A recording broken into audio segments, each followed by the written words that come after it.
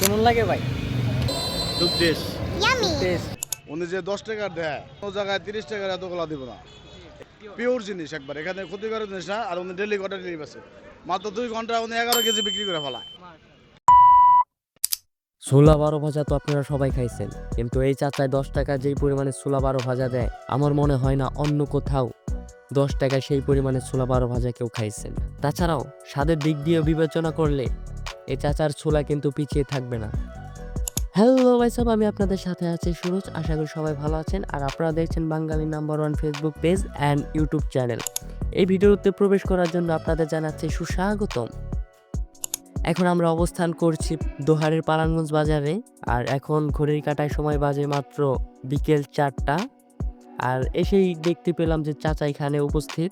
আসার সাথে সাথে চোখে পড়ে গেল চাচার এখানে ক্রেতাদের আনাগোনা। এই চাচার বারো ভাজা আমি আগে অনেক খেয়েছি, তাই ভাবলাম এই চাচাকে আপনাদের মাঝে একটু তুলে ধরি। তাই চলে আসলাম এই চাচার কাছে।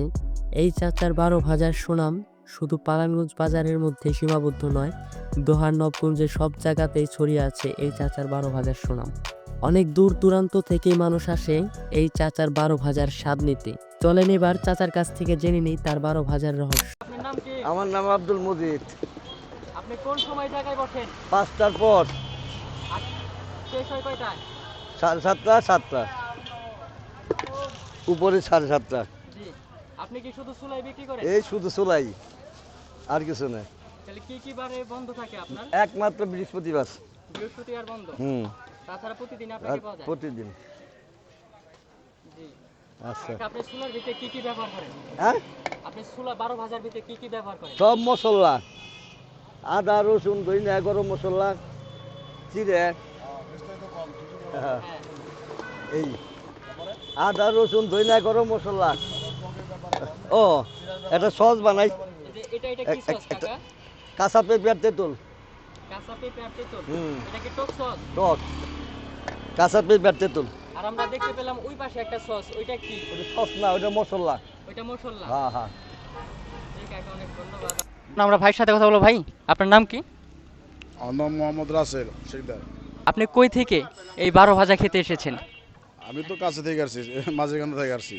এখন বিস্তারিত বলেন আপনি। কিন্তু এখানে চাচার এখানে অনেক দূর থেকে লোক আসে, যেমন ফুলতলা থেকে আসে এদিকে, এদিকে তোমার বেরিবাদ, ওদিকে মরিচা।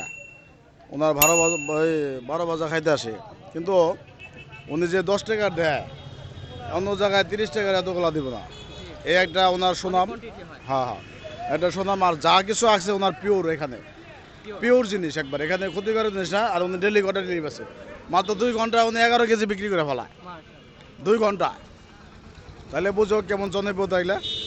ঠিক আছে, আপনি কি রেগুলারই খান? আমি রেগুলারই খাই, আমি রেগুলারই আসি।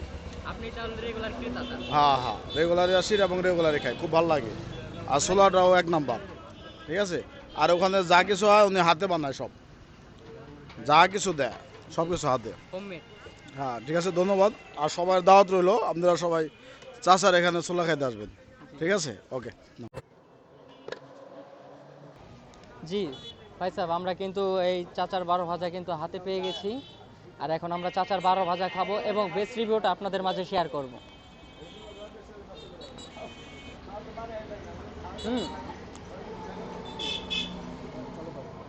এই 12 ভাজাটা একটু টক টক, আর আপনি স্পাইসি আপনার মন মতো করে দিতে পারবেন। এখানে কাঁচামরিচ ব্যবহার করা আছে। এই কাঁচামরিচ আপনার ইচ্ছা এবং মত অনুযায়ী দিয়ে নিতে পারবেন।